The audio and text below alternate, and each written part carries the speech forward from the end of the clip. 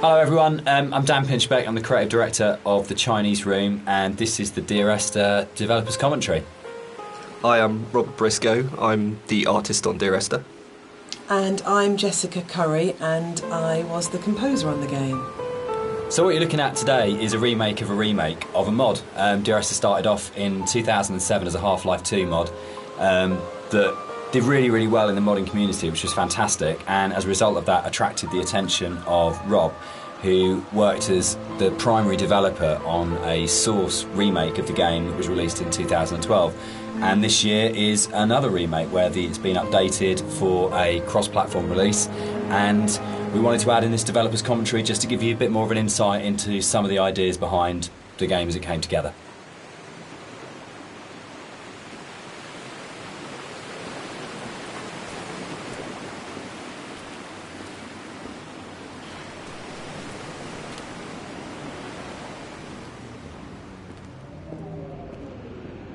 So you'll see around you in a lot of the environments, there's a lot of detail ingrained into everything. One of the things that I wanted to do with Dear Esther is bring the visuals up to the same kind of level of detail that Dan and Jess had put into the other areas of the game. So all of the history and the kind of hidden pieces of story that are intertwined with the VOs and the music and stuff, I kind of wanted to bring some of that into the environments. So if you look around you, you'll see that there's a lot of interesting bits and pieces, a piece of paper with someone's name on it, a photograph, an ultrasound. All of these little bits and pieces are kind of laid in to just kind of bring another aspect of the story into the game. And also, they're actually randomized, so every time you play, you'll see something different lying around. And this is just to build on this idea that everybody has a unique experience and a unique interpretation of the story.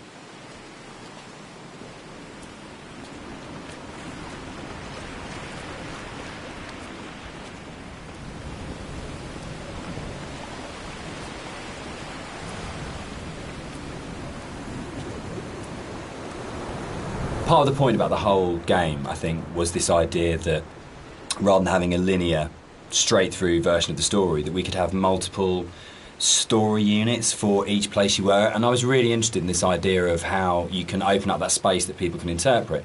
So I loved the idea that you could have two people that had played this game and then would have a conversation about it, and one of them would say, oh, what did you think about when this happened? And the other person would be like, well, that didn't happen for me. I had a completely different event happen or a completely different story happen.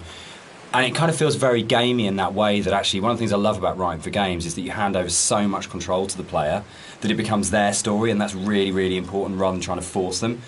So using randomised blocks of voiceover in the game and the kind of randomised prop details that Rob was talking about means that it gives it a really different feeling every time you go through. And that's kind of interesting for me, because I like the idea of going, well, not everyone has to have the same experience, and because it's interactive, you have the capacity to have very different experiences occupying the same space. So yeah, but balancing all that then becomes an absolute nightmare. I think it's nice though, because everybody gets a personal experience. Like, I love reading the forums and seeing how people come and they sort of tell their story and what they interpreted of it, and then you see other people discussing what they thought of it. And to me, it's kind of nice because everybody takes something unique away from it.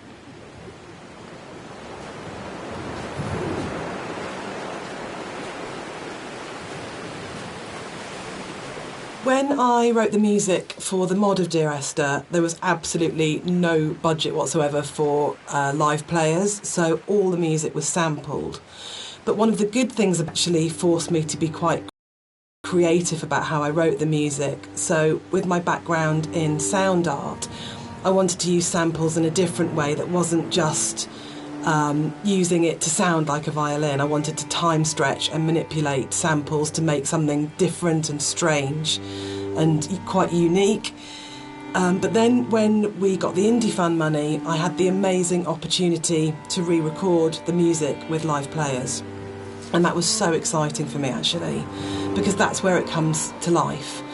And I thought long and hard about whether to write new music, going from the mod to the commercial version. But actually, I decided that my initial and original emotional response to the game was probably going to be the strongest response and reaction that I had. So I just literally, the music that I'd written for samples, I then wrote out for live instruments. But what they bring to it is transformative, actually. And I think The Beach is a really good example of this, where, you know, you have these awful samples soaring away, and then you have the string quartet playing this very bleak, very sparse music, and they bring the presence of the island immediately to it, and it comes to life. And that's the exciting thing about it. It wasn't a huge budget, but just having that experience of working with the players was just magical.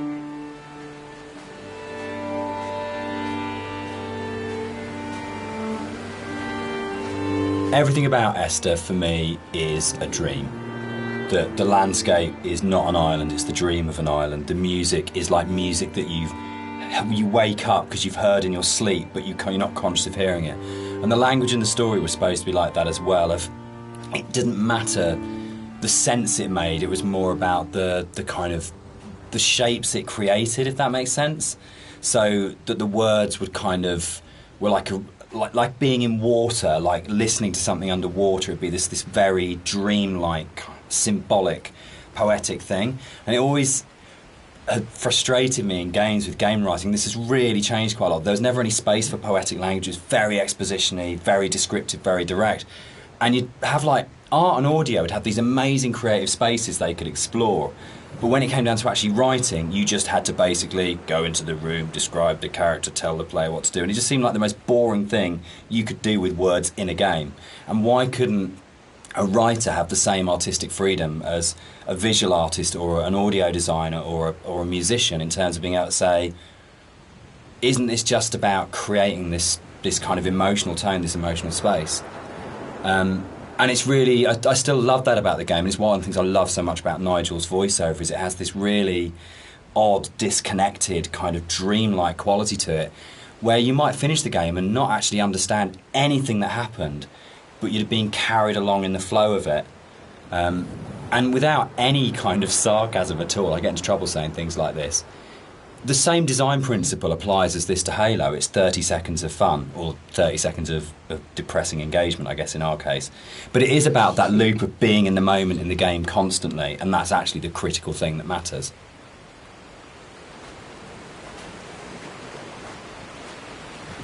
This symbol on the beach, which is the golden ratio, it's one of the only things that's really left explicitly from the mod. In the original mod, there was an awful lot of more kind of symbols and kind of a much more kind of mystical, sort of magical element to the island. There was a lot of very weird stuff in there.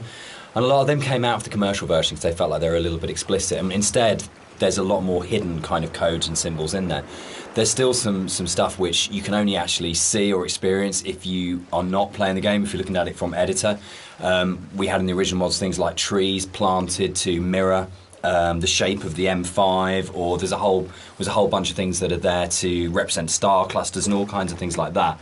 And we'll probably talk a bit more about kind of like hidden details and the secrets in the game as we go through. But that was really interesting for us in terms of the design of it, of going, you've got your kind of your conscious, explicit play experience, but games are always constantly manipulating your mood and your feelings and the decisions you're making. And so really trying to create a space that had all of these kind of subliminals in it was a really interesting thing that we wanted to do, both with the original, and then I think it got lifted up into a much more sophisticated version when we went to the commercial, because Rob was able to bring that sort of level of artistry to the visuals that really got that kind of sense of hidden meaning in there. And that was really important, given how kind of complex and symbol heavy and poetic the story is, where a lot of it doesn't actually make any sense, but it's about kind of leaving you with these, I guess, like the half-life of ideas and thoughts that you can't quite shake, that stay with you. So we really were trying to get that blend of how music, story and visuals could all create that really sort of uncanny structure that you wouldn't necessarily be able to define properly, but you knew it kind of had a meaning that was staying with you.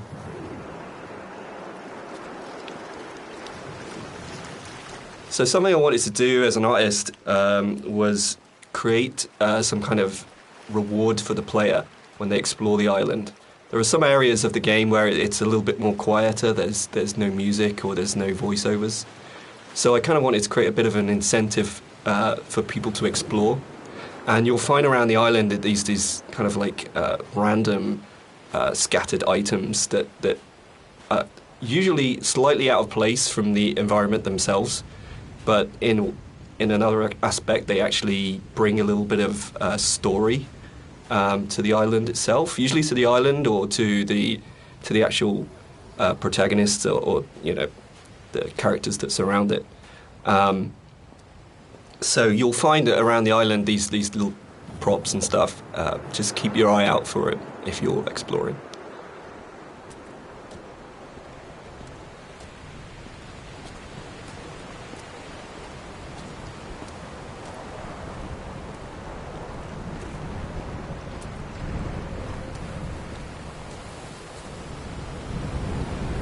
So people have asked why the Dear Esther's set on a Hebridean island. What's really interesting about this is one of those times when your kind of aspirations as an artist and the practical realities kind of dovetail. We knew that we had to have some way of limiting the player from disappearing off the play space, and when we made the original, it was a mod, and because it was a Half-Life 2 mod, you kind of had Eastern European city, spaceship, or blasted desolate landscape. We had three options if you didn't want to start making any other assets. So it started off with these practical constraints. We don't want to set it on a spaceship, we don't want to set it in an Eastern European city, so it's got to be on this kind of like this desolate landscape. And we want to limit the player, so an island seems like a natural choice. And it's really interesting how you start from that, and we had this big lump of clay on a table that we were carving out paths and things to annoy the cleaners and things like that. And Jess and I were talking, and Jess started making sort of snippets of music to kind of go in there. And then all of a sudden we just went, oh, that's the story. Oh, that's what happened here. But it really started, I think, from the place. And when we started looking at photographs of Boré, we started going and reading some of the history behind it. Suddenly that was it. And it just was really, really naturally became, this is the place, this is what happened here, this is how it feels. And then everything else kind of coalesced around that. Yeah, I think as an artist it made my job a lot easier because those islands are so kind of like, the environment is kind of hostile. You're out there in the Hebrides. You've got this kind of like inclement weather. You've got cold, rain, snow. It's a very kind of it can be a very depressing place to be at times, but it's also at the same time very beautiful, and it's this kind of like stark, bare landscape, but has this beautiful surroundings. So it's, in terms of art, I think it really helped me to portray a lot of the themes in Dear Esther. And there was a natural fit with the music as well. It suggested a musical style, which was really key, I think.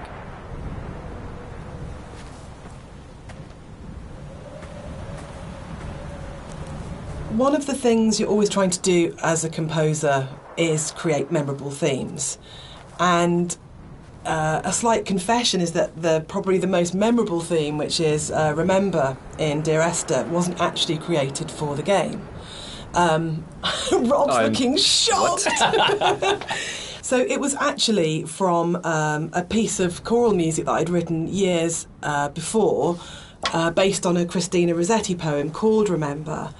And one of the things I was talking about earlier was how I didn't have any budget. So I had this piece of choral music, and I thought, hang on, this is absolutely perfect for Esther, but I don't want to use all of it. So the only bit that you actually get in the game is the first line of the choral piece of music.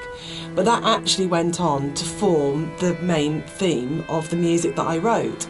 And I think for me it's really interesting about how things that you've written earlier, years before, sometimes come in really, really useful and fit. So I always tell people and students not to despair if something doesn't get used or doesn't work at the time, because actually there'll come a place or in a time where you think, hang on a minute, I've got something that fits. So in terms of that memorable theme, the Remember theme gets used in multitude of different ways during the game. And one of the things it does is helps you to identify the kind of psychic place that you're in the game. So the theme is played in lots of different ways, and actually you'll notice that as you go through the game, it becomes more and more broken and more manipulated and broken down as the player goes through the journey and as you're psychologically struggling to get to the end point in the game. So music's really, really useful for highlighting the psychological mood. And we talk a lot about psychogeography, which always sounds a bit pretentious, but actually I think it's really important to what the three of us did in the game. Yeah, absolutely. Dan, maybe you want to talk like a bit the about core that. kind of idea about psychogeography, if you're not in the place you're in is not the place you're in, or you create the place you're in. It's not just as you're here and then the landscape's out there, but you don't navigate like a city by street signs and by those kind of formal things. You navigate it by the things which are significant to you in the way that you've lived in that space. And I think that was really kind of key to... I think it's really central to how the fusion of art and story and music come together in Dear Esther, because it's not a place where we're going, right, we have to lead the player up here because it's a natural formation, and then you would naturally have a piece of music here because you come around a corner. But the story, music and art all work around the idea of what's going on in the narrator's head at this point. How do we represent his emotional state relative to this landscape? And again, it's that idea of the game is it's a dream of a place. It's like the idea of it being a fever dream or a coma dream, which obviously ties in a lot with the kind of story, and we'll come back to in a lot more detail when we get to the caves a bit later on.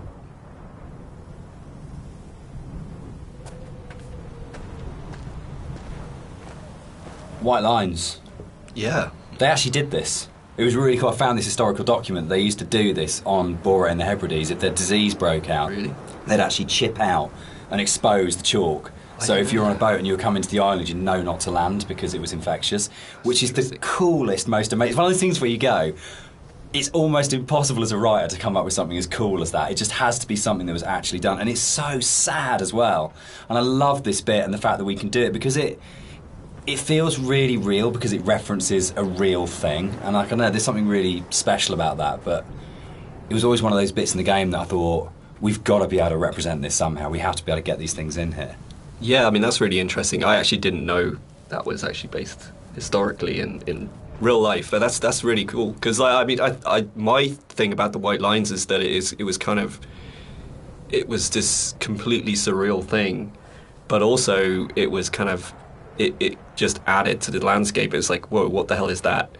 And putting that into the game was kind of challenging because to me it just seemed like, oh, it's going to be really hard to pull off in a way that's kind of realistic. But then when you look at the kind of art style of the game, it's not really a realistic thing. Like everything is half imagined. So in that way, it kind of really fit into the landscape, and it kind of creates this amazing sort of landmark that you see in the environment, and I just found it really interesting to hear about that. Yeah.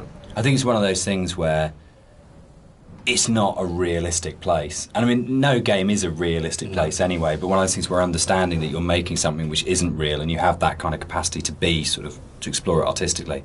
And we'll come back and talk about sort of like it not being realistic, I think, in a little while. But that's really, really important because then you can say it's about what these things kind of represent or how they make you feel as a player, not about going, is this accurate? And I get really inspired by sort of doing a lot of research into kind of history and things like that with all of our games, because you can just find those things that just kind of like speak to you.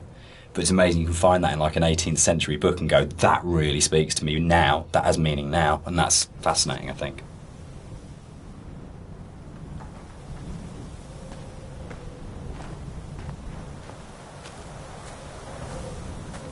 Something that I wanted to bring through in the art of the game was the same kind of fidelity that you find in both Jessica's music and Dan's writing, in the same kind of way that you have all of these little details, these very close attentions to detail that kind of really bring richness to the story. And something that was missing in the original mod version was just this lack of a visual layer of story. And something that I did throughout the art of the game is to add in all these little details here and there, little bits of story, little links to certain things that you may or may not hear or see, just a layer of richness in the world and give you some kind of reward for exploring. So keep your eye out as you look around.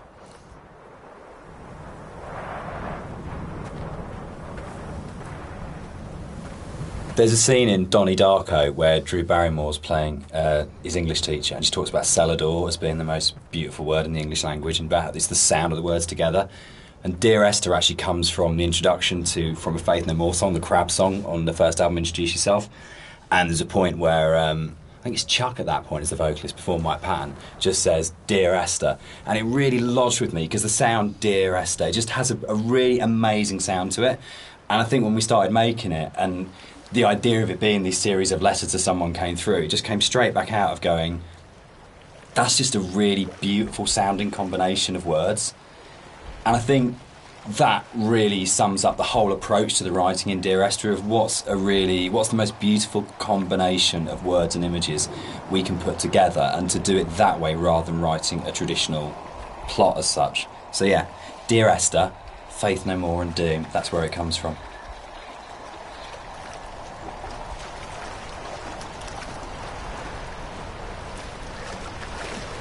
I think the central question to the entire experience, for most people that have played it or are talking about it, is this idea of, is the island real? Is what's going on a literal event of a man walking across a Scottish island, or is it a dream that he's had? Does the island even exist? And one of the things that we try to do with the writing is to constantly lull the player into a position where they got an understanding, they made a decision about what they thought was going on, and then to undercut it. So you never actually were able to settle on any one interpretation. And that was the challenge I set myself when I wrote the original mod, was can we put a story in a game that not only lends itself to multiple interpretations, but there is no stable interpretation. Every single interpretation you have will always have questions, and you'll never be able to fully trust what you think you understand about the game. So it's challenging, I think, for that result. It becomes quite a challenging kind of game story because of that, because you don't ever get that situation to go, I understand it now, I can walk away from this thing and it's all closed off and it's tidy. It was a very deliberate attempt to say, no matter where you think you are with this story, you're always questioning whether or not that's right.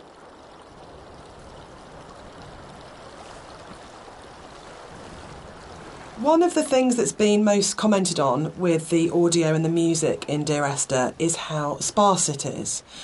And that was a really deliberate tactic. I wanted to leave room for the player to think and to dream and to wonder and to put their own interpretation into what was happening. And I think the problem with so much modern media constantly is the kind of MTV flash in your face, constant music. And Dan and I watch a lot of drama together, and that really is constant endless, music. which is constantly telling you what you should feel, like really clearly, and it's like being kind of beaten up by the music sometimes. And when you read a lot of reviews of Dear Esther, a lot of people say they had this time to think and to interpret, and that was one of their favourite things, that they placed themselves so directly into the game, and it's their experience. And I think that's actually the greatest success of the game on all points, from the story to Rob's art to the music, is we all left space for the player to dream.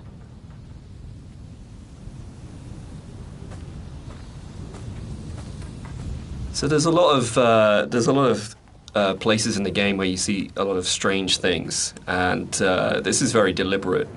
One of the things we wanted to do is just kind of like not spoon feed the player every little piece of story. We kind of just, some things are literally just in there to just kind of let you think and let you decide on whatever you want to bring to the story yourself. So it's kind of like I approached it like an impressionist painting, where you've got like this kind of very vague outline of things, but if you stare at it enough, you can kind of like fill in the spaces, and kind of the image comes together on its own.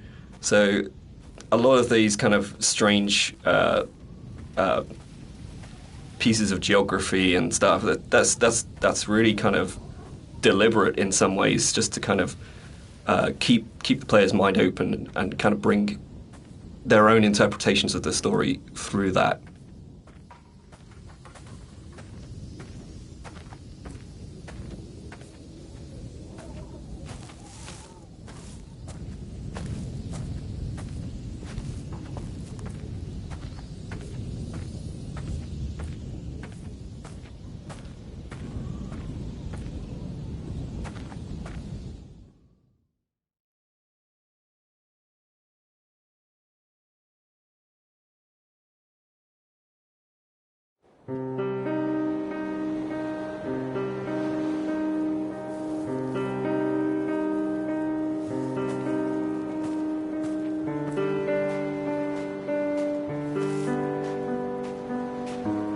When I was originally thinking about how to write the music for the game, I suddenly realised that you don't see anybody in the game, and the most important character as such is the island itself.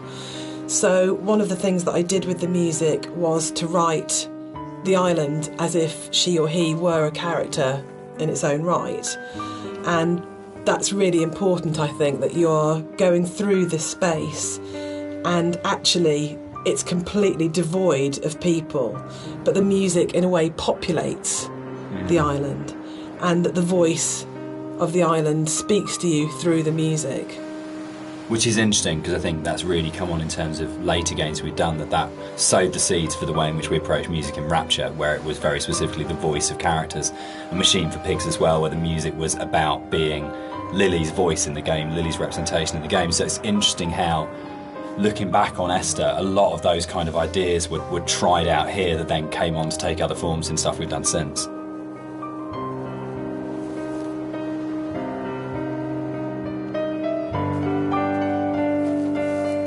All right, let's talk about walking. Let's do it. We're gonna address the elephant in the room, the very, very slow-moving elephant in the room. So this might be a longer conversation because it kind of fits with that. So Esther was the first of the what are now called walking simulators, and it was really interesting that for us it didn't feel that weird to have a game that was slower than normal, where actually there was lots of time to just walk around and think and look at things.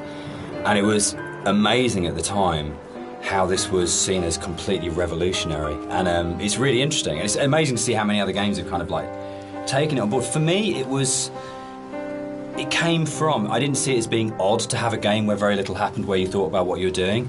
For me, it was kind of interesting that you could play some of the best moments in Doom are the bits where nothing's happening and you're just doing it, or System Shock, or those games that I absolutely love. Those quiet moments were the really powerful ones. But Esther is definitely slower than a lot of games, and I think that's actually why it's lasted. I think if we did have moments where we went, should it be faster, should we put a sprint button in, but I'm so pleased that we kind of held our nerve and went, no, just as like in real life, I don't run everywhere because that would be weird. It's okay to have a game where you don't run everywhere, and actually it is a bit weird to run everywhere, but if you're going to do that, then you've got to support it in other ways, and I think the music was a really powerful way of supporting that change of pace. What's really funny for me though, Dan, is that shamefully I'd never played a game before I worked on Dear Esther, so I didn't realise that all games weren't like this, which is now looking back really naive. But I didn't realise that games didn't have, always have, this slow pace, and I thought there were lots of meditative games out there, and that actually wasn't really the case at the time, and that's exploded since. But in terms of the music, supporting that pace that you'd set emotionally felt really important. So if you listen to the music, actually the BPM is at a very slow walking speed, and it just almost, there's a lot of things now that say it's called entrainment, that it slows your heartbeat, or it can speed up your heartbeat when you listen to music. And actually I think what the Esther music does really successfully is it makes you almost accept, and more than accept, that speed. You actually start to feel that's the pace of your journey, and that I really like that about the music, actually. It makes you just comfortable with that pace too. I think it just eases you into it. You feel relaxed.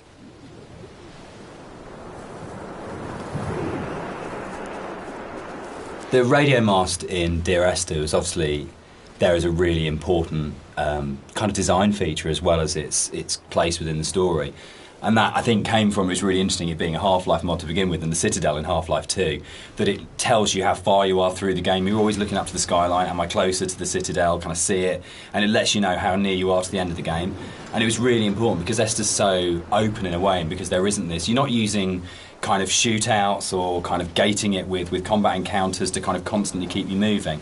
That it was really, really important that you always had that focal point of going, I know exactly from the beginning of the game virtually right from the start. You know where you're going, you know where the game's going to end up, and you know that sooner or later you're going to be either at the base of that thing or climbing that thing, and it's always there, that red light. And I think particularly with the colour palette of the game, the fact that you've got this very, very, very clear red light that's unlike any of the other colours in the game immediately tells you as a player, this is what the shape of this thing is going to be, this is where I'm going, this gives me a purpose, even if the sort of moment by moment is a bit more abstract. Yeah, and navigationally as well, it helps you, it draws you in the right direction as you play the game. You can never get lost if you just follow that one landmark. Yeah, I think it's a really interesting place of where that sort of traditional game design is still, there's loads of it in Esther, it's just not necessarily done in quite the same way.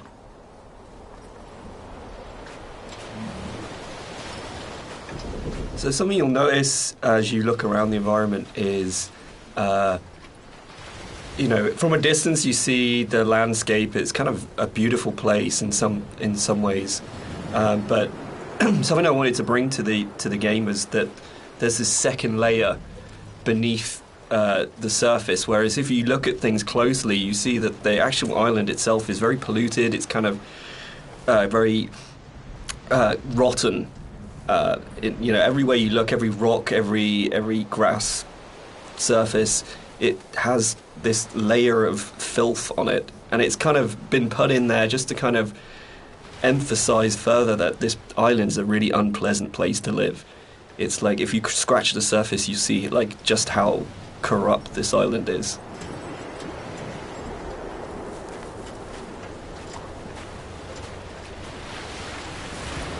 We cast and did all the voice direction for Esther ourselves for the mod, and it was basically Jess and I on a casting website just listening to people's show reels and finding what's the voice of this thing. And there was never any question about Nigel. I think we heard his show reel for the first time around. It's probably been listened to sort of 30 or 40 actors. And we started listening to his show reel and just both looked at each other and went, that's it, that's him. And it was amazing when Nigel came in. We had, I think, a day and a half to do the whole thing. And he just did that amazing thing that really, really great actors did. If he just walked in, got in front of the microphone, and more or less did the entire thing in one take. And we did hardly any retakes on anything. It just felt like his instinct for the character in the game was so strong that he just, without virtually any direction, just came in and just got it. And one of the hardest things with the voiceover that we did was when we went from the mod, which had 3 potential narrative units per queue, to 4 potential narrative units per queue, was not only finding new bits of writing that kind of complemented and played off what was there in the original mod, but for Nigel to come back in, nearly 5 years later, and to just re-find that voice in exactly the same way and deliver it in a way that fitted in and complemented it was a real testament to his ability as an actor, I think. That apart from we had spent quite a lot of time trying to make the sound actually sound the same in terms of mic placement and things like that, but in terms of the actual delivery of those new monologues, you wouldn't know that was both written and acted sort of 4.5 years after the original thing was done. So the one person who's not in the room sort of today but deserves a huge amount of credit for how the game kind of eventually was delivered, but also I think in terms of how the game has lasted, a huge amount of respect needs to go to Nigel Carrington for his work on it.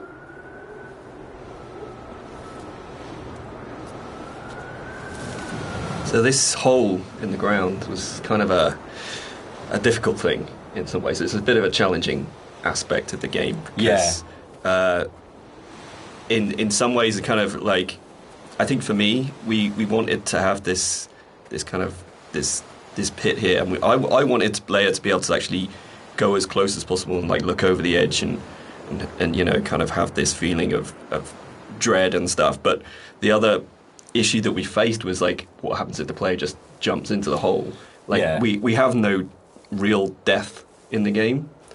And from a design point of view, Dan, I mean, I don't know what you it was really hard because it was a game where we couldn't let the player die. We didn't want to have respawns, but we had to handle the fact that there would be both accidents where the player would fall off a cliff or something, but also the deliberate urges as a player. Yeah. The first thing you're going to do is go, great, there's an ocean, how far out can I go? Or there's a cliff that's really high, can I jump off it?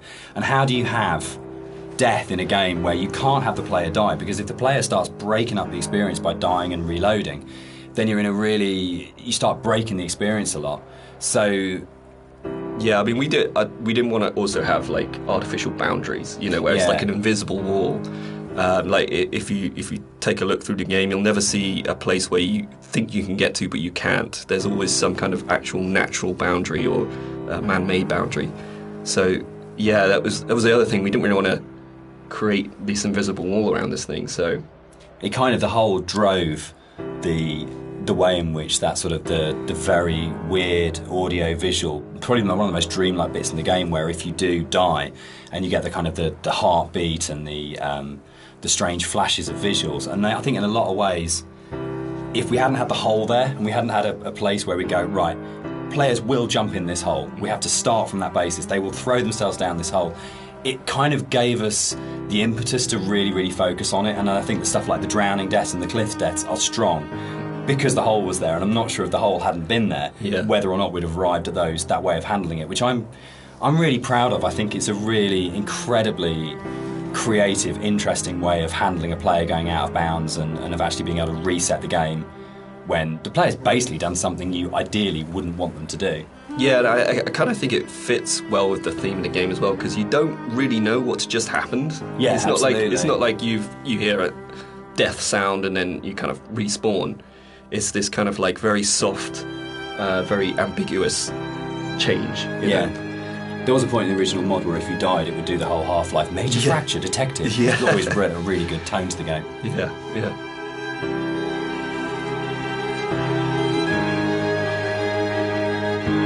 One of the really important jobs of a composer, I think, is to provide the player or the listener with different emotional tones and states. And up until this point in the game, the music has been very sparse, very intimate, and very isolating in a way. But the island is also a beautiful and magnificent place, and what I wanted to do at this point for the first time in the game is to create something that was really epic. So we go from that shift in scale where it's very intimate and small to suddenly realising that this is an extraordinary and magical place to be, as well as a difficult and quite sad and melancholic place to be. So the string players were instructed at this point to play with much more vibrato. Up until this point they've played in a very sort of Scottish style, actually, no vibrato, very plain playing. But this was a really beautiful cue to write, actually, because that has that scale. You suddenly realise that the island is really big, and you have this beautiful vista, and the music then shifts so the player can actually, just for a moment, I think, enjoy being where they are. Yeah, I think that's it. Can I come in?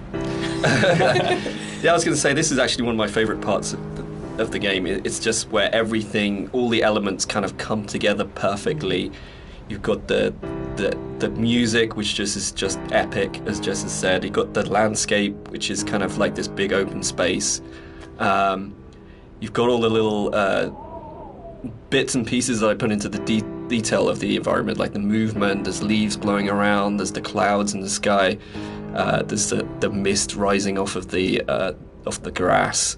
And then you've got Dan's voiceover coming in there, and I think it's just like all of these elements coming together and just in perfect synergy, and just kind of, it really brings chills up your spine.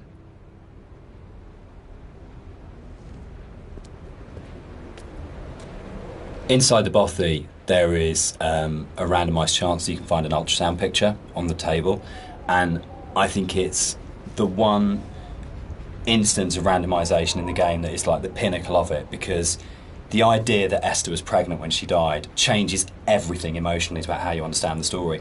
And not to say that you don't care as much if you don't find it, but it just adds this other layer of just the ground falls away from him the first time I saw it, and the meaning of the crash in Esther's death just means so much more when you go, it's not just about her, there was an unborn child here. And I think that's where the randomisation just hits its absolute peak, because it's one tiny detail that may or may not be there, but if it's there, it's going to fundamentally change the way you feel about the entire thing. And that's the strength that the randomisation elements in Esther kind of provide, that you go, your likely kind of feeling about the story and your understanding about the story can be changed so absolutely by the occurrence or not of one tiny little prop detail. And that's something which, those moments, I think, are what make it really, really special. So it's for me, it's almost like the most important prop in the game, because when it happens, it's so profound. Yeah, and it's again, it's just something that makes each playthrough more personal, I think. This is what I love reading about, people finding these things and going, holy shit, I've just found this one thing that's going to change it. That's changed my interpretation completely. Yeah, absolutely.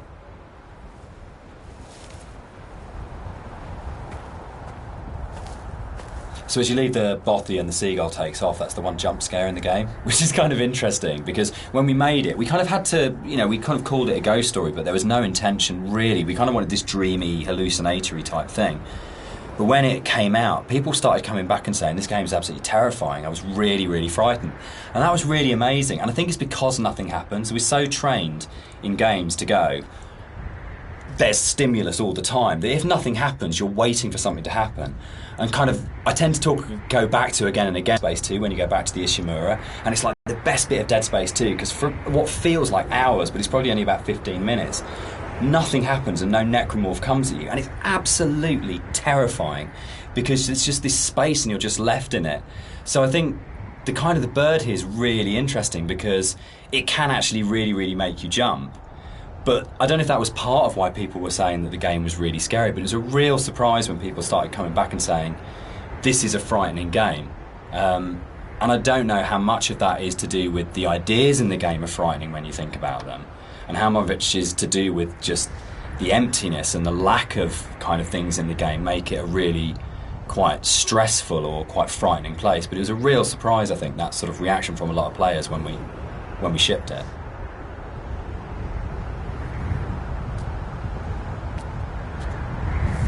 So one of the things that influenced the visuals quite a lot was the tech limitations at the time, and also the kind of themes of the game. Like, tech-wise, we were never ever going to kind of achieve photorealism, and I think that was a good thing. I mean, really, it made us sort of stretch out into other areas, and for me as an artist, it kind of made me think a little bit more creatively.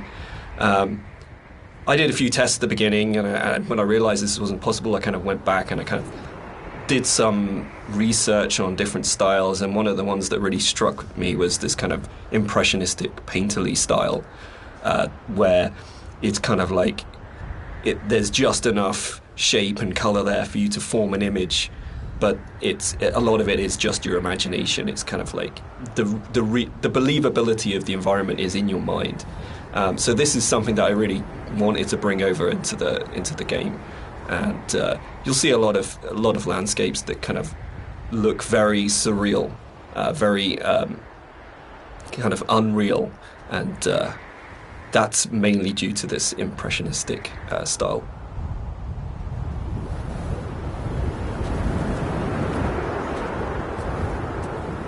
We should probably talk about some of the inspirations behind it.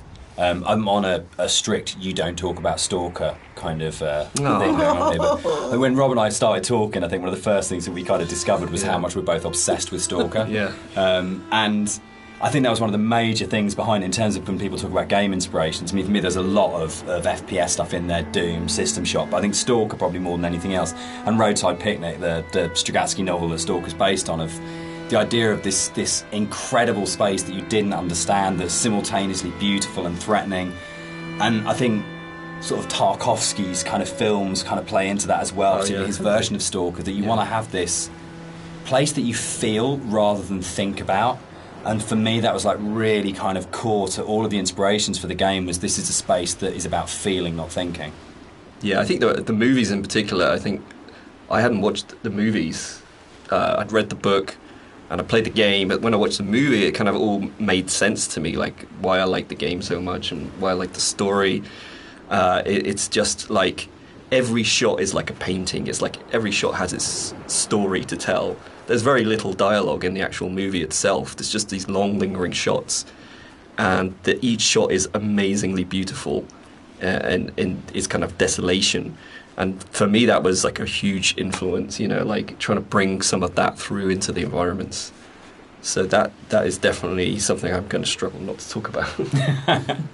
But the game as well. I'd say the actual Stalker game has a big place in my heart, like gaming-wise. It's one of the reasons I got into game art in the first place. Yeah. So that to me is a big part of it too.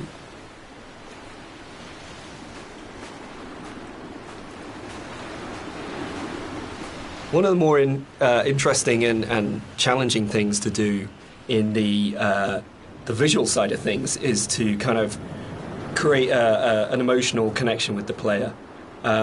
With the music, it's very strong, and the dialogue can kind of help you to feel what the character's feeling, but to kind of really create an atmosphere and to create emotion, it's very difficult. So I designed a few things very subtly within the environment to kind of plant imagery into your mind and kind of make you feel certain things. With this shipwreck on the beach, you can kind of, like, if you look at it from certain angles, you get this real, like it's like a cross sticking up. It's this kind of semi-religious imagery, but it really kind of, it's not obvious, it's not in your face, it's just kind of like something that makes you feel like something you know. And so like there's a lot of deliberate attempts in the game to recreate that feeling, and it's kind of hard to point out in many other places, but it's done in a way where every single rock, every single plant, every single cliff face has been deliberately placed and designed in a way to try and make you feel something in the game.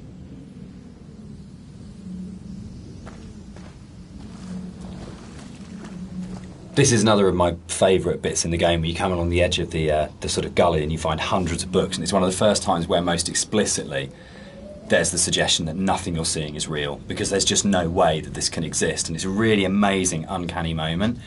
But it works, I think, for me, because you just go, I don't understand it, but it's lodged somewhere in my head and I can't get rid of it and I can't unsee this. And I think for me, like in terms of my influences from books, I mean, there's the obvious sort of stuff like with Burroughs, Cut Up and things like that going on.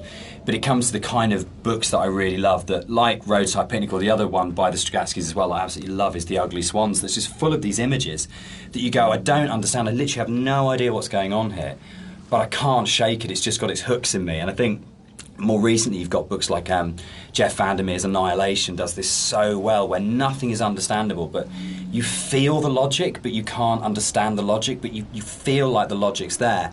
And that, I think, is a really powerful thing that games are so good at doing, of creating these things. And I think where a lot of game writing for me becomes kind of the wheels fall off it, is that they have these amazing ideas and then suddenly there's this huge rush of going, right, we've developed this mythos and we've shown you all the tips of the iceberg, which are really interesting, but now we're just going to show you the whole iceberg.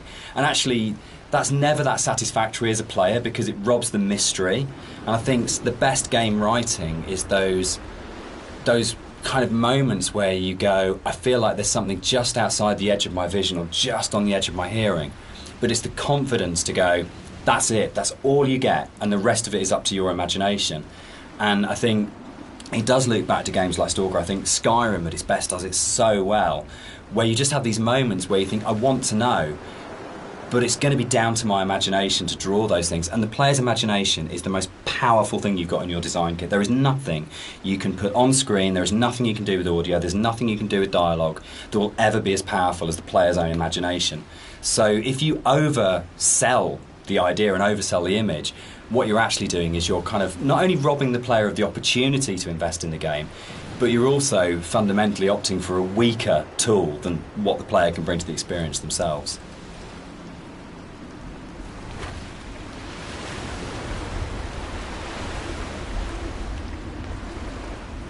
One of the really important images in the game is the radio mast, and the soundscapes that I wrote for the game are really tied into this idea. So it's the concept of the tortured sounds that they're so broken down, they're so manipulated. And it really is supposed to represent the inner state of the protagonist at this point. It's that fractured understanding. So it kind of works on two levels, actually. We have the narrator who's trying to understand the journey that he's on, and we also have the audience's journey and their struggle for comprehension to understand what's going on in the game.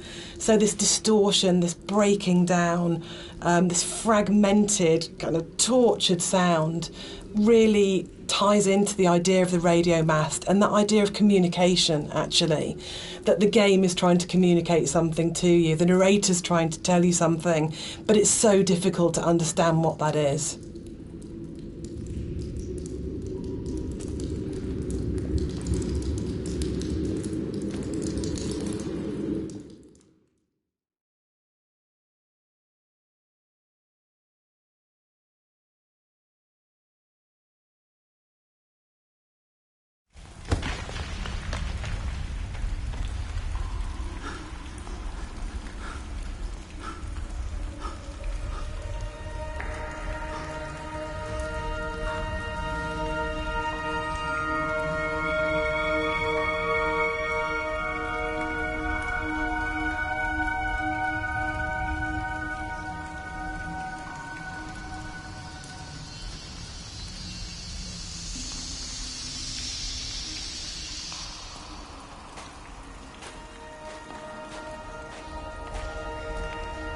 The caves in the game are really interesting because it's a very tonal shift within the whole visual look of the game. It's kind of like this more organic, more surreal, dreamlike landscape compared to what you're used to before this point. It's we kind of used the visuals and this kind of unreal theme very subtly, but here it's kind of at the forefront. And it's, to me, has kind of been designed as this kind of journey through the inner self, through the body, and it's really designed to be a very different experience compared to the rest of the game.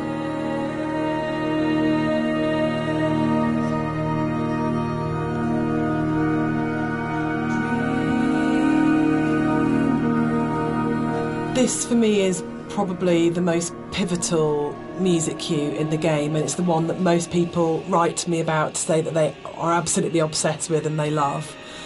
It's the only music cue that has singing. It has a female voice, and I think that's a really important shift for me, that you've gone from this beautiful string music, but it's quite abstract, into what is effectively a song and with lyrics, so you're actually explicitly saying something as a composer at this point.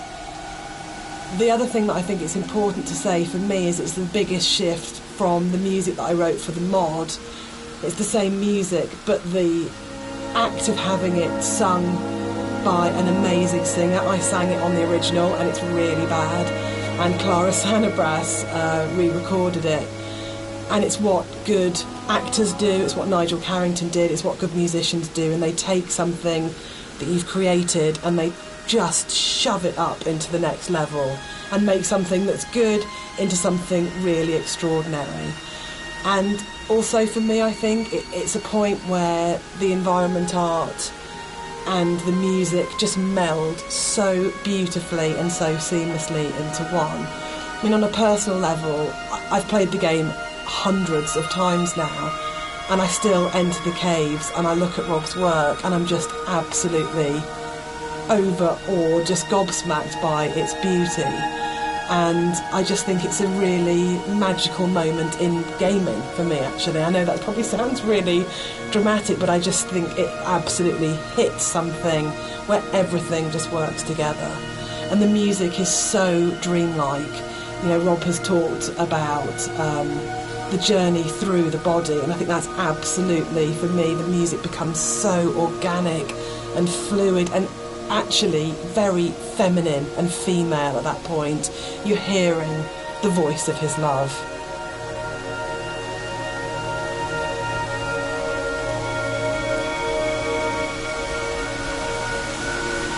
I just want to say that I think you can divide caves in games into pre and post Dear Esther. I think that it's just a way of breaking away from reality into saying what you can do with these spaces that actually makes them this incredibly, much more vividly colourful and much more kind of interpretative and look for it. And it's really interesting that I look at caves now in games and I find myself going, that's a very Rob Briscoe cave. And I think that's an amazing thing to have achieved. So I think it's one of those.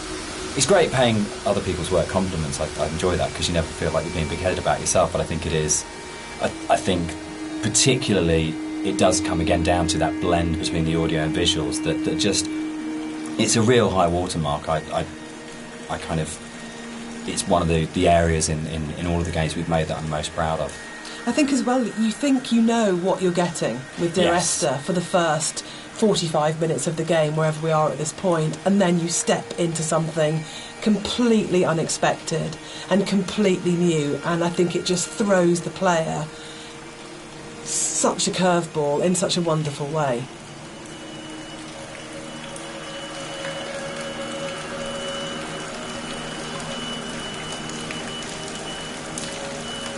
I think when you're designing a game, it's very easy to get very locked into what the system can do. And you're trying to deal with all the different variations of things that if a player does this, then this. And we have to deal with the consequence here. And our lead designer, Andrew, and I talk about this all the time, about you might have an idea, but then how does this radiate out throughout the entire system? And you get very caught in the idea of what the system has to be and how robust the system has to be and this kind of thing. And I think what's really important as a sort of a designer, as a creative, is that understanding that actually the real game is happening in the player's head, and that the system can be whatever you want it to be, but if the game isn't running in the player's head as opposed to on the screen, then you're missing a trick. You're not letting the game be everything it could be. And I think the great thing about working with a game as simple as Esther in a way is that those sort of consequences of player interaction, there's not a huge number of them in the way that there might be with a very mechanically complex game. So you can really heavily focus on what is the game experience that's being played out within the player's sort of mind and heart at the moment. And there are other, sort of, I know this is a kind of a way of approaching game design that has become increasingly popular over the last few years, and that Journey was a really, really good example of that game company really focusing on what's the emotional experience of playing this game.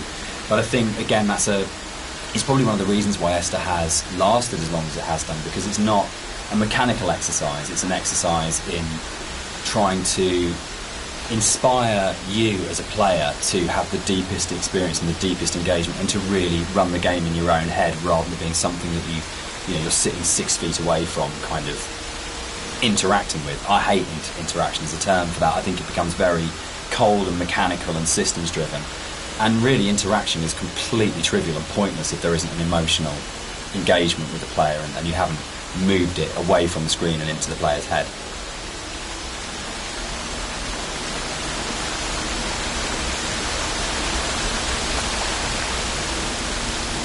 What's really important to me is that Dear Esther started out as a Half-Life 2 mod, and if the Half-Life 2 modding community hadn't championed it and celebrated it and downloaded it a lot and talked about it and loved it, then it would never have been a game. So it's never really bothered me, the kind of is it a game conversation, because as far as I can see it, Dear Esther and like everything that's come after it that's been inspired by it, this was championed by Half-Life 2 modders, and they made it what it is. And so if you've made something that the real kind of hardcore of the hardcore, in terms of these are first-person shooter modders, have gone, this is really good and really special and we're behind this, then you've already got the support of a really amazing gaming community, and the fact that they championed it, we owe them a huge amount in terms of where we are. And I'm really proud to come out of that scene. I'm really proud to be a company and to be sitting here talking about a game that started life as a mod.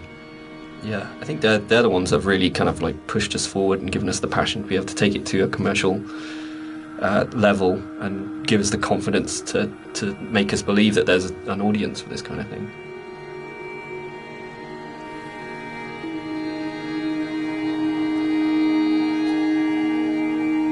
Dear Esther was my first foray into writing music for games.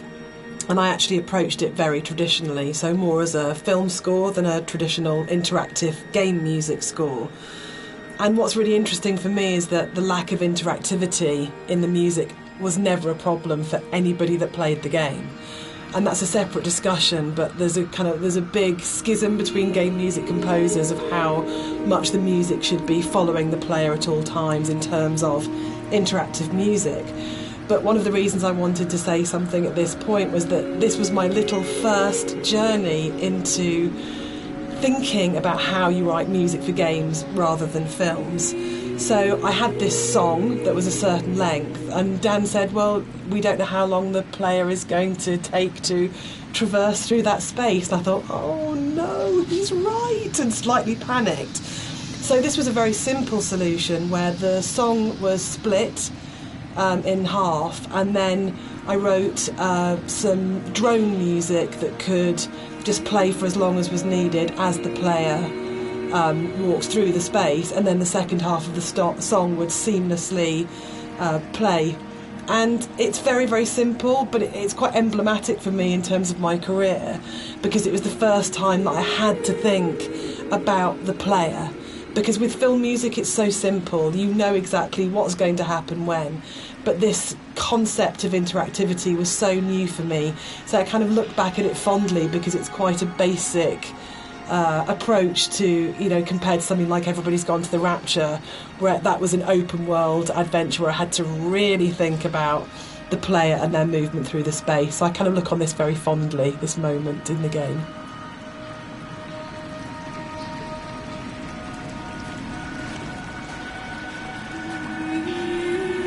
I don't know when the paper origami boats first came into things with Esther, really, but it felt like a really amazing metaphor of taking these letters and folding them into boats and then letting them leave the island, because you know at this point in the game is kind of the realisation is there that this isn't going to end well, and that the narrator is never leaving the island, and the idea that this kind of, again, the idea of communication, or the attempt or failing communication, or trying to speak through the coma, or whatever it is, however you want to interpret it.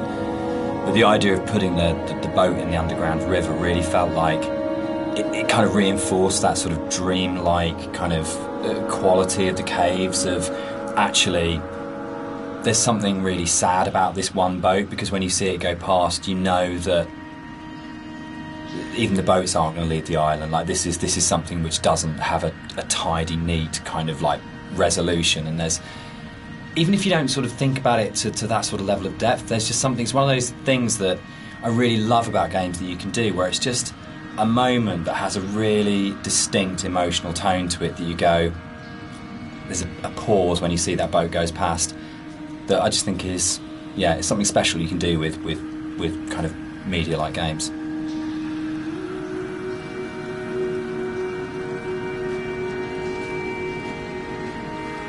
In a lot of ways, the caves were the hardest area of the game to actually write, because we knew we didn't want to have much voiceover in there. I think because of the strength of the music, and this goes right back to the original mod, we wanted that to be the voice and for it to be a chance for Esther to speak rather than the narrator.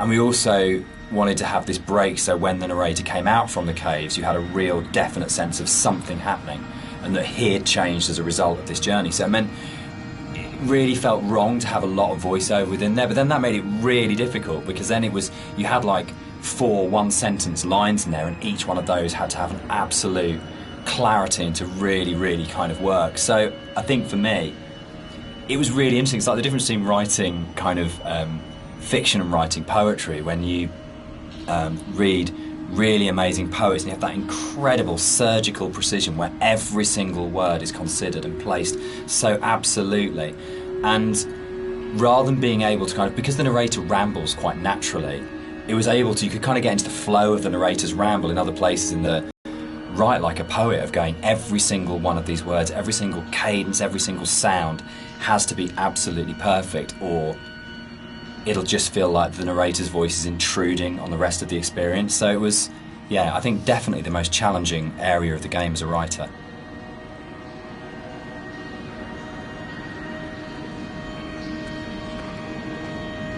The sound here is a classic case of, again, what music I think does really well, which is you've had this soft, lyrical, beautiful, epic, dreamlike music, and then the moment you come out of the caves, you're into this really harsh soundscape, and the tonal shift is very, very brutal, I think, and deliberately so. you have very little music when you come out of the caves. You hear the wind, and it's a classic case of foreshadowing. So we know from this point that things are probably going to get bleaker, more difficult. And yeah, it's something that music does really well, I think, which is that emotional signalling and signposting.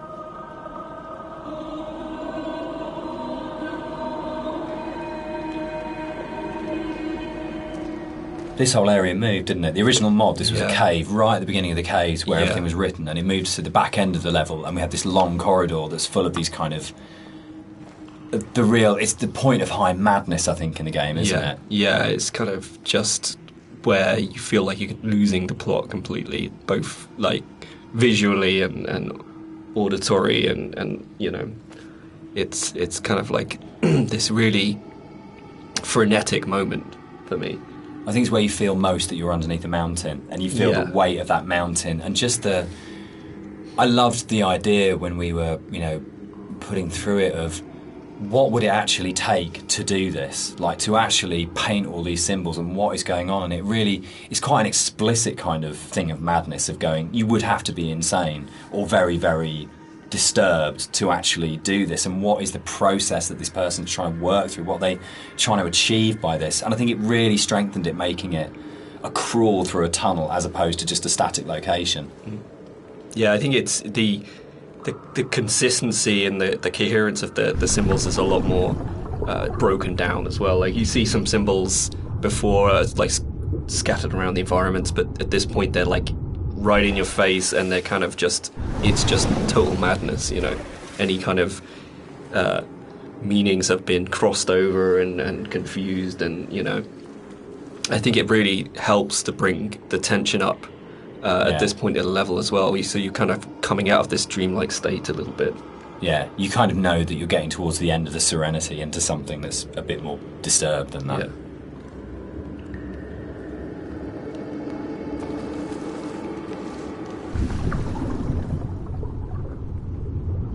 This is a bit more of a contentious one because we disagree on this one. I struggle with this. With the points in the caves where you duck above and below the water, and you have to have that transition of audio. And I love the audio on both sides of the surface tension of the water, but I really struggle with you breaking water because it's such a hard edge to the sound. And I don't think there's any other way around that. And you need to have those moments where you do go underwater because it's so important.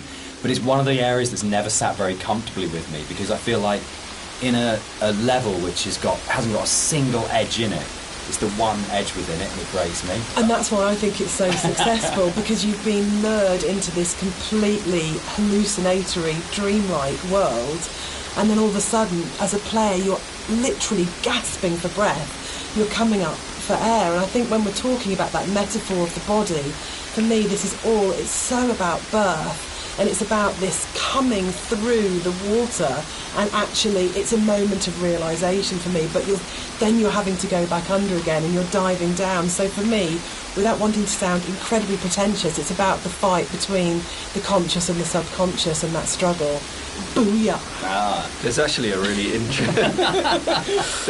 interesting thing about that underwater section there, though, is that I don't know if you remember, but you had a certain piece of music that plays when you're underwater, and to me, I really like that. It's kind of like because at this point it's kind of like a very calm, relaxed type of a journey, and you go on the water and it starts to break apart a little bit, and it's almost like, you know, that kind of psychosis is still there. It's not complete bliss at this point, and it helps to build the atmosphere up to this final jump. So we're both saying that Dan's wrong? Yeah. Excellent. Yeah. That's good. That's the way it should be.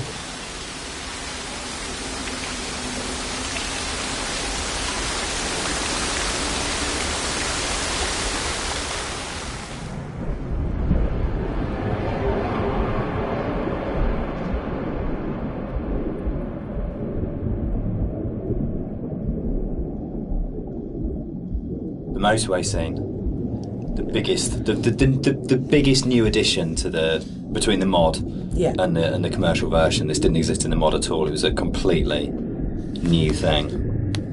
Yeah, it's I wasn't sure where the idea spawned from to have this scene, whether I just sort of went off, or we discussed it, or I can't remember. You know, I can't remember. Can you remember? It just kind of appeared, didn't it? And then it was just this kind of. I think for me, actually, I remember being some technical difficulty between the drop and then coming out at the end part, but it was like it was the same thing that we dealt with in the past of like, how do we not kill the player? From a technical standpoint, I think it might have been something to do that, but it was also, you know, I can't remember where the whole thing came from. I think it's my favourite point in the whole game, actually. I think it's just it's quite shocking, and it's so surreal, and it's so beautiful. And from an audio point of view, you have that baby's heartbeat bringing us back to the idea of the ultrasound. Was Esther pregnant? And it's one of those moments that I think everything just kind of collates together, and it's so unexpected. Yeah, for me, it's like a moment of realisation. Yes. It's like it's coming to terms with something almost, you know. Whether or not what actually is going on at the moment is real, this did happen. There's kind of an absolute. I remember playtesting it, and I didn't know that the car can get switched out with a hospital gurney, and I must have played it. I was like 3 or 4 times into playtesting it. The first time it switched out and it was a gurney instead, and I really remember kind of sitting there and going, "Oh God, that's just," and really being just stopped in my tracks by it. And it's one of those weird things you get when you're making a game, that you know you'll never have those moments that a player does, where you know it all so well. It's really, really rare to be in a situation where you actually get a genuine, fresh player's eye view on what you're making. Yeah, I was always a bit worried that it was maybe a bit too literal. Like we gone a bit too literal with that. But I think looking back at it now, there's still a lot of strangeness going on there. Obviously, the whole scene is unusual, but there's still these like very subtle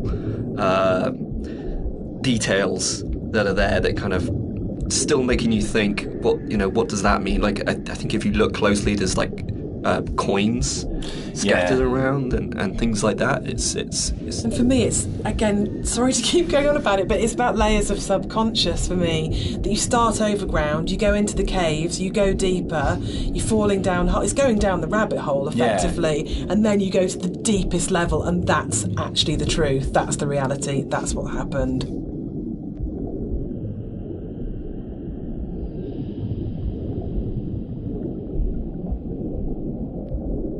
So the admission really is that I did play fast and loose with the geography of the M5. There isn't actually a welcome break service. It's just outside the junction of Sanford. But we also know, players. I mean, what a thing if you make something that's based vaguely on somewhere in real life. In terms of a compliment, when you're getting emails from players going, there isn't a welcome break there, and people really trying to work out where is this, and whole threads about where on the M5 it is.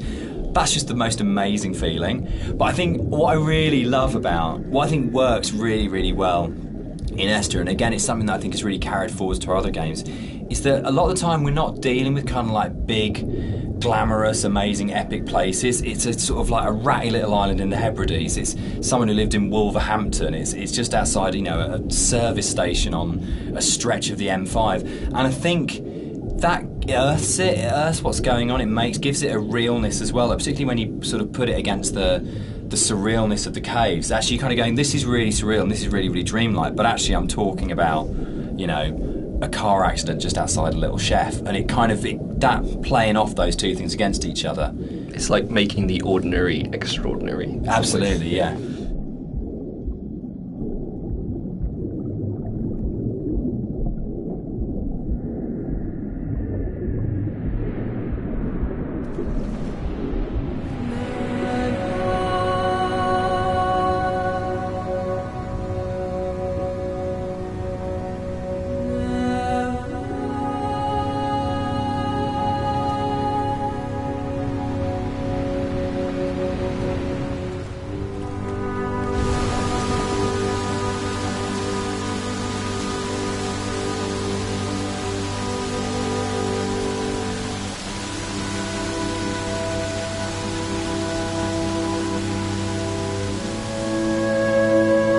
This scene for me is like really, really iconic because it kind of brings this idea of the caves being an inward journey through the body together. It's really kind of like a symbol of rebirth, and it actually brings together a lot of the visual goals that I wanted to achieve with a lot of the symbolism in the game. Like, I've talked a little bit about how the environment was kind of designed to provoke emotions, and kind of the impressionistic style gives you just enough information to make you think of things and feel things. But this is probably like the antithesis of this. And the whole feeling of rebirth here is quite strong. I know Jess. Yeah, the music's really supporting that. Yeah, because we've gone. She sings always, always throughout. We've got always, always, and then she sings never. And a moment of absolute soaring. It's the climax of the music. As you come out of the water, and the music kind of swells, and you just kind of, it is like a moment of change has happened in some way, and it's rebirth, isn't it? For me, it's his moment of clarity and acceptance and understanding of the reality of what's happened. And you're literally moving towards the light at the end of the tunnel. You're actually doing that as you go through. But the music, especially, I think before the music got layered in, that scene was nowhere near as kind of powerful for me. Like, that kind of just totally made it.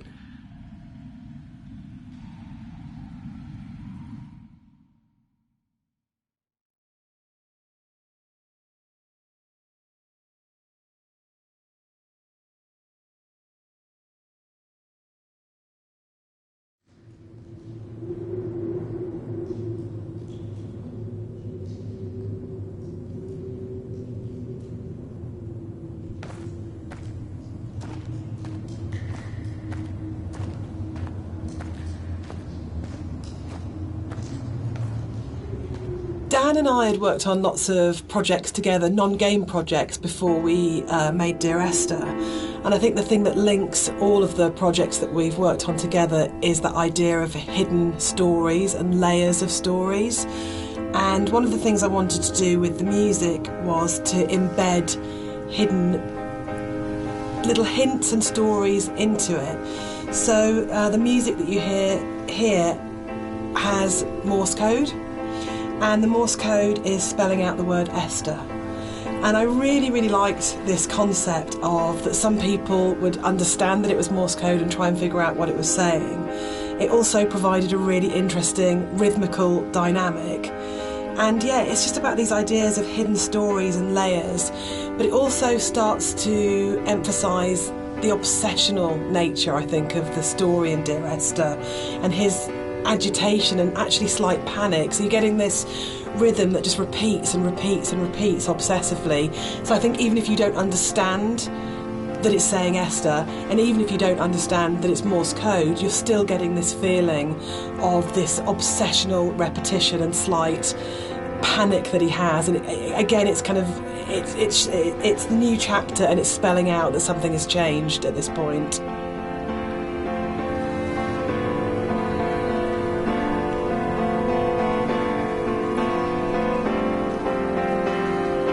It's probably the level which has changed most from the original mod. I think it's much, much bigger than the final level in the mod.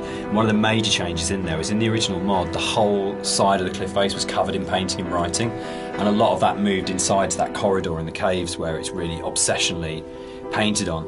And it was really, we spent so long on that because we were trying to get it looking right, because it's one of those really interesting examples where I loved the image and the idea that you've got this guy painting the entire side of a mountain with words and symbols and things. But it was really interesting when it went into the rebuild, it just never worked. And I think it was because the environment was so crude in the mod that those symbols and that painting became the focus of the level, and it changed the feeling of the level completely, when actually that just wasn't something we could realise in any way, that not even technically but just didn't artistically look and feel right. And I think probably sort of retrospectively looking back on it, that's about the sort of the sophistication and the subtlety that then came into the art, rather than just being, this is literally just a canvas that we write words on, to actually the environment telling its own story without the story being literally painted on it. Yeah, it was very difficult when we were experimenting with that to kind of like make it not completely unreal. Like, I think for me it was kind of, I wanted to kind of bring the player a little bit back into reality after the caves. And I think with having those symbols everywhere, it was kind of pushing them out a little bit. So I think what we came to, the kind of compromise we had, it was kind of a nice in between. Yeah, it didn't feel like a compromise to me. It felt really? it felt like it didn't work, but it kind of. But those symbols were coded. Like there's the hill in the background when you're standing right at the end of the boat and you look back and you suddenly realise that the shape of the mountain is the shape of a woman lying on a side asleep. And that, I remember seeing it for the first time around and going, it's saying the same things, but it's saying it in a much, much, much subtler way than in the initial layer. But it was definitely challenging going back to how do you have a deep, complicated, subtle art style but still manage to have something which is very sort of stark and symbolic laid over the top. It was much more challenging.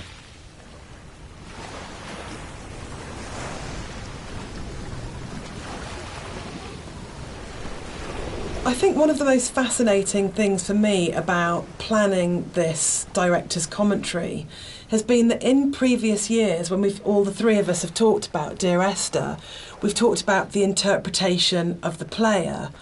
But actually going through this together, post having made it, we're still surprising each other. Yeah, and I think that's really, really interesting for me, because it shows that we left interpretation for each other and that we trusted each other actually just to get on with it. And because we each brought our own special and unique contribution to the game, we didn't have to in a way talk it to death or say you have to justify every idea you have or talk it to death or explain it.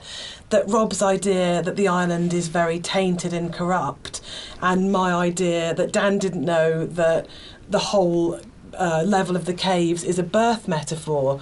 I think it's really amazing that we're still finding out things about the game that we didn't know. I think it was nice when I came onto it, because Dan was basically like, he gave me a bunch of materials, but he left me to my own devices for a lot of it, and we kind of like, I'd finish the level and Dan would play it and give me some feedback, but he was very kind of like hands-off at the beginning, which was really nice, kind of. So a lot of my interpretations just came through that downtime where I was just kind of like going off and doing my own thing. And so yeah, it's like interesting to hear Dan talk about it sometimes, because there's some backstory that I've never even considered before. And obviously hearing Jess talk about it as well is really interesting, especially when it comes to the soundtrack. It makes me look at things in a very different way. So yeah, it's really interesting. I think for me, like making games is so inherently collaborative, and you have people coming together with different ideas and different takes on things.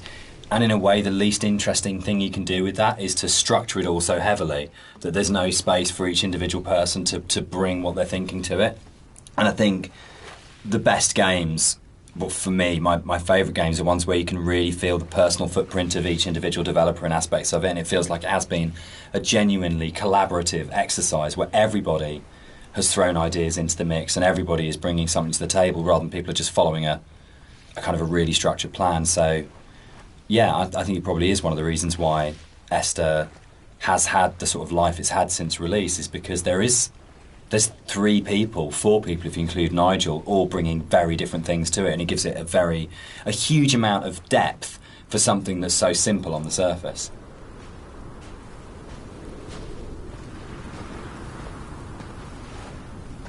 One of the really nice things about the move from mod to the commercial version is that we had a couple of years worth of the community talking about the game before we went back into it again. And one of the things that I read on a forum was that someone had constructed this amazing version of the story where they'd decided that the narrator was Paul. And I hadn't thought of that. It was never part of the original writing. And I thought, that's so amazing that as a writer, your audience can find something in what you're doing that you hadn't thought of. So it was really important when we went back in to record the additional set of voiceovers. I thought, I absolutely want to do this. I want to take this idea that's come out of the fans and to run with this and to add an entire new sort of stream of story in there. So we added in a couple of cues within the force level that intimated much more strongly that actually Paul wasn't this other character who caused the accident, but actually you were responsible for everything.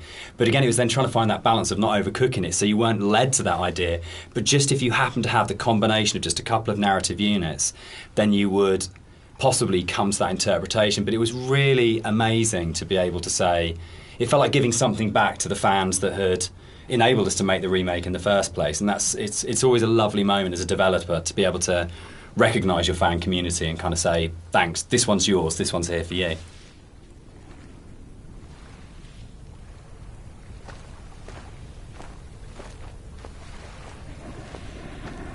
I'd been on holiday to Greece lots of times, and one of the things that I always really responded to emotionally was those shrines that you see on the road, and sometimes they're dedicated to saints, and sometimes they're to markate where an accident has taken place. So you'll get photos of the deceased person and flowers and candles, and they'd always... One of the really nice things about the move from mod to the commercial version is that we had a couple of years worth of the community talking about the game before we went back into it again. And one of the things that I read on a forum was that someone had constructed this amazing version of the story where they'd decided that the narrator was Paul. And I hadn't thought of that. It was never part of the original writing. And I thought, that's so amazing that as a writer, your audience can find something in what you're doing that you hadn't thought of. So it was really important when we went back in to record the additional set of voiceovers.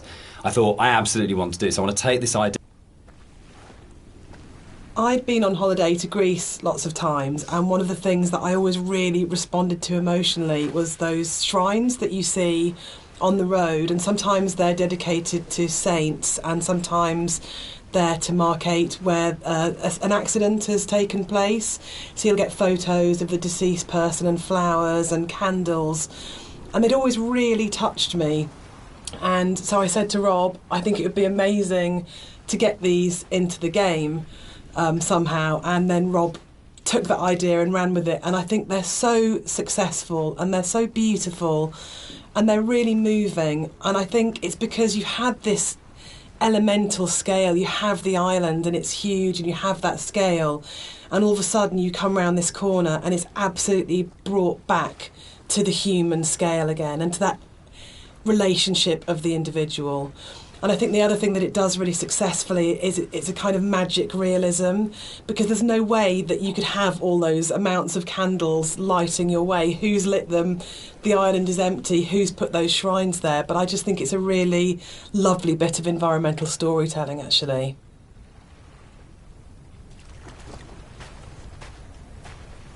What's fascinating to me, Dan, is that you're an atheist, but each of the 3 games that we've made are so strongly about religion, either the language or taking allegories and stories.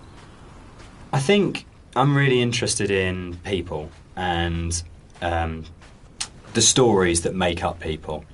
And I think there is like in the Bible, like most kind of religious texts, it's not about what it is, it's about what is behind what it is, and that's what you're really getting to, is the idea of the sort of the parable or the metaphor. And it really felt like, particularly with Paul on the road to Damascus, is a story that many people know and we can understand, and it's about redemption and consequence and guilt and transformation and who you really are and what that means. And it felt like just a really strong, powerful way of making it very accessible, the narrator's kind of inner turmoil, in a kind of a story that we know really well. And there's a universality to those kind of questions that, whether it's, Christianity, whether it's Islam, whether it's kind of Buddhism, that they're asking very broadly similar questions. What does it mean to be human? What does it mean to be a good person? How should we behave to each other? How should we feel about the world we're in?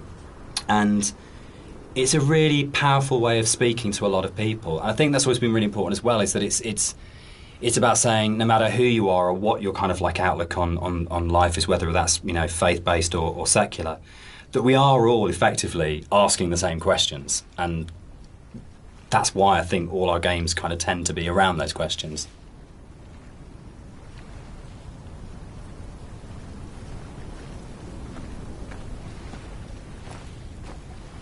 Is Dear Esther a depressing game or a hopeful game? For me, it's kind of like a mix of both, really. I think, like, my interpretation is kind of like, always feel like kind of depressed when I think about the kind of turmoil that this guy's been going through for God knows how long, and the kind of environment he's been in, and all these events surrounding his story. But for me, I always feel like a little bit hopeful at the end. The conclusion just feels like a relief. and like this is kind of all ended in some way. What do you think, Jess? I think it's a game about acceptance, and I really like that. And I think it's telling that a lot of people with mental health issues have responded really positively to the game, and then we get a lot of emails and letters from those people saying that it's helped them through a really difficult time. And for me, that's because it's about the struggle of being human, that it's hard and that we love and that we grieve and we lose, but we come through it. And those things are what makes us human, that it's transformative and that the pain is part of life. And that's a really beautiful message. And I think that's what you do so well, Dan. That's what you write about. You write about what it is to be human. So, Dan, you wrote it. Without wanting to cop out, one of the things about writing it that I really wanted to do was to make something that people could take and could own, and it would be their take on it. And their interpretation of it mattered in a way that mine didn't. My job was to give them the architecture to interpret in their way. So I think that is a cop-out. I do. I think as a writer you always have. Yeah, I think it's redemptive. But I don't think the redemption is as cut and dried as it's all okay at the end. It's not okay at the end. But there is a release, there's an escape, that bad times will happen, but they will end. And they won't always end positively, but they will end. And that's I think, the redemption of it, of saying that this too shall pass. This too shall pass. Which my mum always says, and I think that's probably the motto of the Chinese room, actually, absolutely. Isn't it? Like, I don't think it's as kind of openly positive as, say, Rapture had a much more strongly positive end. I don't think Esther has. I think it's much greyer than that. But I think fundamentally it's about coming to terms.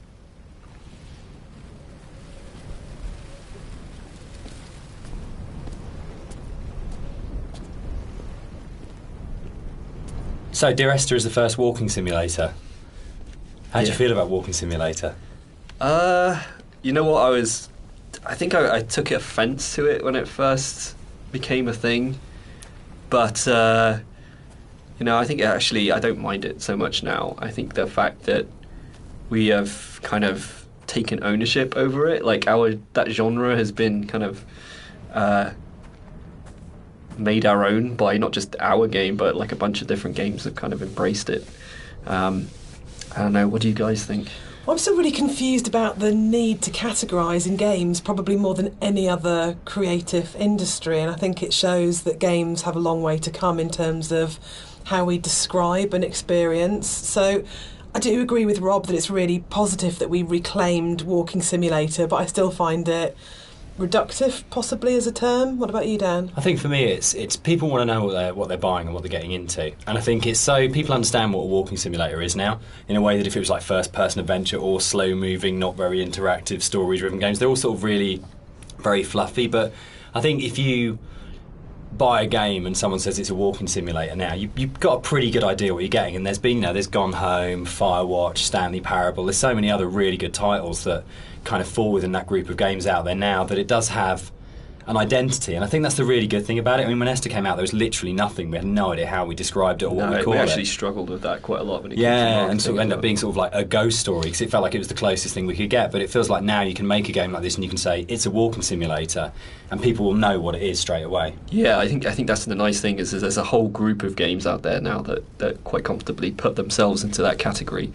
And so it's like if we were to come out before and just said it's a walking sim, well, that sounds terribly boring. That doesn't. Why the hell would I play that? But now people kind of are a little bit. Seek them out. Yeah, now people are kind of familiar with what that means. The people out there who actually seek this sort of stuff out, and it's kind of really cool. I mean, me myself, I would actually do that, use that as a term to search. But yeah, I mean, it's a very simplified term for what our game is, and there's obviously a lot more to it than walking. But I think when you look at other genres, they're also kind of very simplified. You know, first-person shooter, role-playing game. It's to me, it doesn't seem as bad as any of those other things.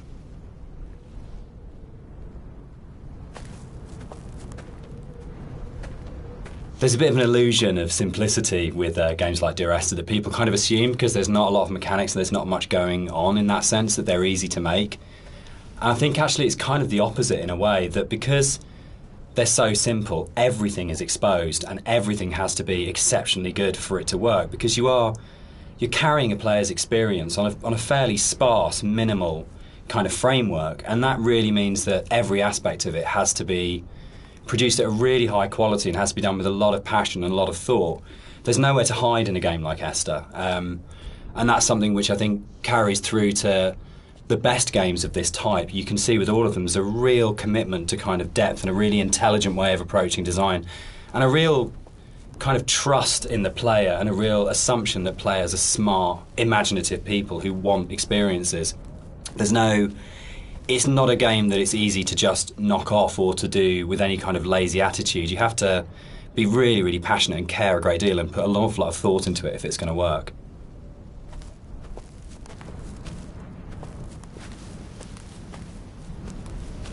The last level ended up being quite a lot bigger than the original mod, and it's also the one where actually the movement around it is in a way the most artificial. There's the big zigzagging cliff path that basically it's like a series of straight lines from point to point. There isn't a lot of movement, and one of the things that was really difficult to do with that was to not make it feel too much like a corridor and to give it that sort of sense of space and that you were actually exploring somewhere quite natural. I think, Rob, there was stuff which you put in there, like little new beat moments, like the ruins at the edge of the cliff, that just helped the player feel like they were on a journey rather than being pushed through a pipe. Yeah, it was kind of just giving the player the reward for continuing on, and it, kind of still giving them some aspect of exploration and things to discover. I mean, the journey in this one is mostly vertical. But in the spaces where you are going horizontally, there's at least in the original mod, there wasn't a lot to see or do. So I just tried layering in some very subtle things that didn't necessarily add huge arcs to the story, but just kind of added little questions more than anything else. Like I added the dock there with at the end. There was this. Yeah, there's lots of little bits and pieces that have kind of been layered in to really just make it a lot more of an interesting place despite the size.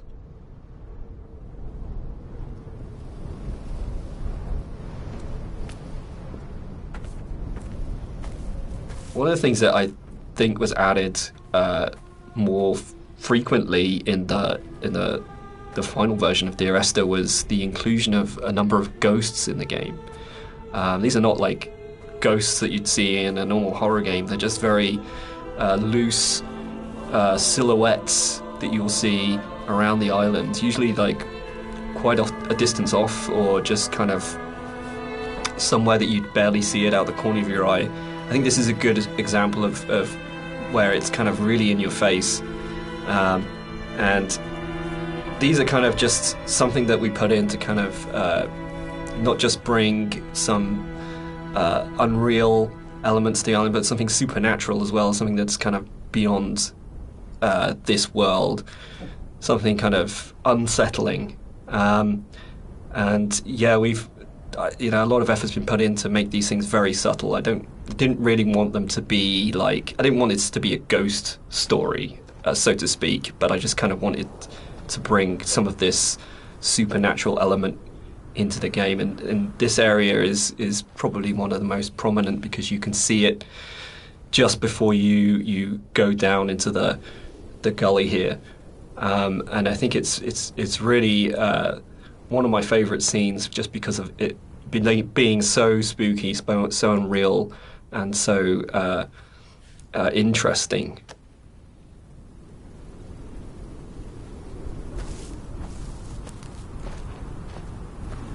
The Overlook, the point about this to me is that it's probably the voiceover in the game that kind of sums up the whole story and the experience. It's almost like a recap of everything that's gone before you start the final climb.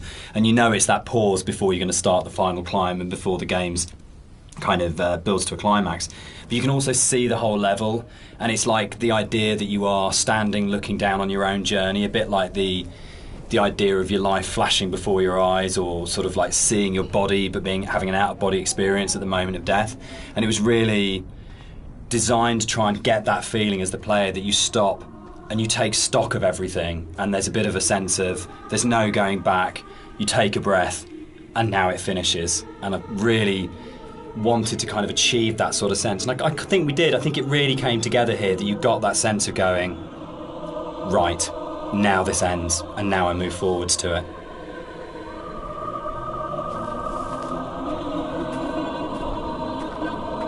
So here it kind of, the environment becomes a little bit more surreal again. We kind of play with the colours a little bit, bring up the saturation. It's kind of a little bit of a return to some of the more cave-like aesthetics in terms of colours and stuff like that. And it's kind of there to kind of signpost another significant moment in the game, or something that's leading up to the significant moment. It goes back to this kind of idea of having these emotional signposts in the visuals of the game, without it being overly obvious. And some of that emotional stuff comes through just through the colours of the environment, and the more saturated they are, the more kind of surreal things become. So this is kind of like a turning point in the game. It's kind of like the final notice of you reaching the end.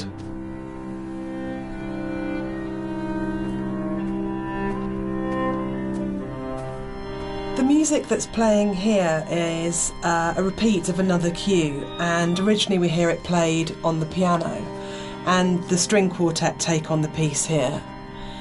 And it's one of those really nice instances where we were in the studio and I had this idea of how it was going to sound, and I thought it was going to be quite full and rich and, yeah, full-bodied. And then one of the string players said to me, this is wrong, actually, for what we're playing. And they said, let's strip out all the vibrato, let's play it in a really Scottish, plain style. And it absolutely transformed that piece, and it's one of the really special things about being a composer, is that you get to collaborate with people who come fresh to it. So you have this preconceived idea of how it should be, and then they say, no, why don't we turn it around and think about it like this? And it absolutely fits and works for that scene, because what we're getting at this point is a sense of fragility, of an ending, and it's almost reminiscent of a funeral procession. It's slow and it's dirge-like. But yeah, it was just a lovely moment where they gave something of themselves, and that's what's amazing about working with live instrumentalists. You're never going to get that from a sample.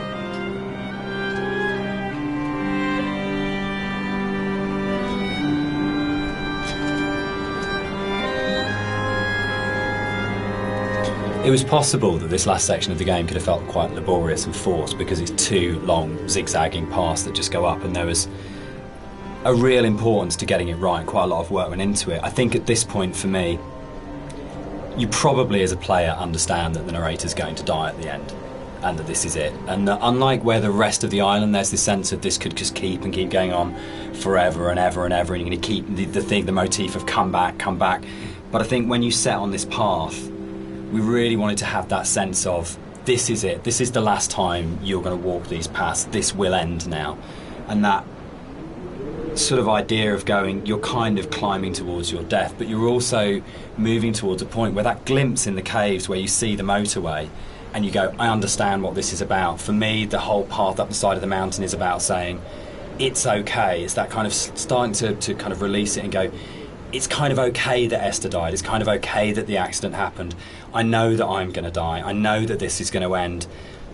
And I know that there's nowhere for me to go apart from follow this path, but that's all right.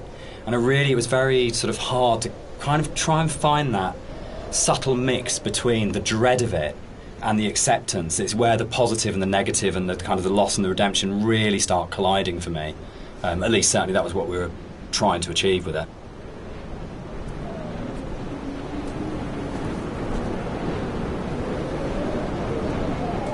With the climb being quite a poignant moment of the game overall and of the story, it was quite a difficult task to try and make that climb still interesting and not too laborious, because it's kind of this zigzag up there with nothing really. There's no real environment. You just kind of have the sea on one side and the cliff face on the other. So there was quite a lot of work that went into kind of building up this feeling of tension as you're rising and kind of making this moment as poignant as possible while still making it interesting. So a lot of effort was put into building up this weather, building up the winds and the swaying of the grass and kind of the volume of the soundscapes and everything mixing together with the music, and just kind of visually really trying to make this a tense moment. And I think it's hopefully been pulled off all right. And you'll notice when you get to the top, this kind of tension dies, and that's very purposeful. You'll see no more wind. It's just kind of like a symbolic thing where you're coming to the last moment, the point of no return, and that's been very deliberately designed that way.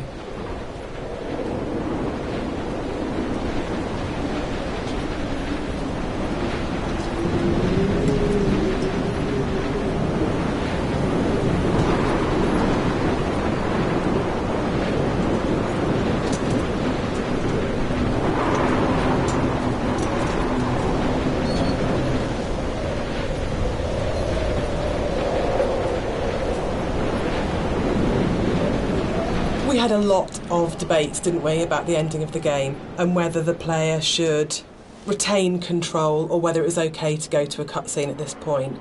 I personally don't mind it. I actually actively like it because I think it works really well as a metaphor for loss of control at that point. Dan, I know you're not as keen. Yeah, I'm not. I would have loved the player not to have had control taken away from them, but to me it was a balance between two evils. The evil of having a cutscene and the evil of the player accidentally falling off the ladder halfway up and destroying the ending. Yeah, I agree. I think we tried a few different things, and the tech at the time just wasn't, the ladder tech at the time just wasn't there. So,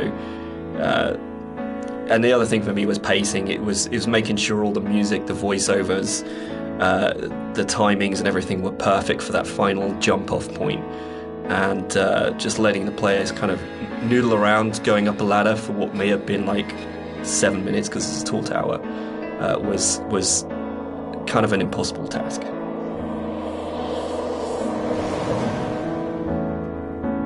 One of the things that I enjoyed the most on working on Dear Esther was Rob's beautiful visuals were so inspiring, but Dan's words are always so amazing to write to. I think that's where we start as a partnership.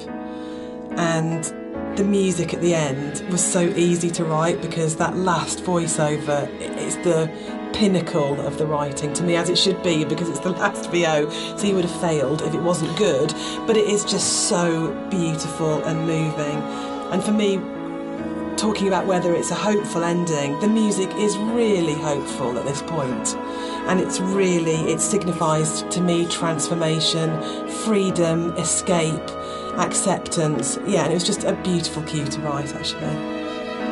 I don't know, I can't remember quite where it came from in the mod, but the moment when we went, or we could put the bird in there and you could see the bird's shadow, and actually it turned from being kind of like a straightforward literal suicide into a metaphorical, or to my mind, kind of like, I always really believed the narrator did turn into a bird just before they hit the ground, and that was really important. I think it's probably the strongest ending in any of our games so far. But yeah, I'm very proud of the way everything came together in that last section. Yeah, I think it's the bird thing is particularly interesting because I think it was in the original mod, but the timings and everything were just all off, and you never really saw the seagull. Yeah, at least the shadow as well. It was all kind of like a little bit broken. And I remember when we went back in, I made a real effort to try and get that shadow just out of the center of the view, so you kind of have this hint of something happening, and I think you can hear the sound of a seagull flapping its wings. It's like very subtle, but like I say, I kind of really like the way that came together. It kind of it's very like say it's kind of like a release, but at the same time there's still this kind of ambiguity there that's kind of beautiful. And I'm really proud that I got the monitor in at the end for ending of, it goes into the hospital monitor signifying the flat line. And I think it's it's one of those moments where you never want to be so clever that people notice it and it takes them out of the moment, but it just flows in through the music, and it just feels like everything comes together at that last point. That last VO, Rob's amazing visuals and the music, and it feels like a really, really strong and beautiful ending. And then in the last second, Nigel Carrington's delivery of just those two words have come back, where he just pitch perfect. Yeah.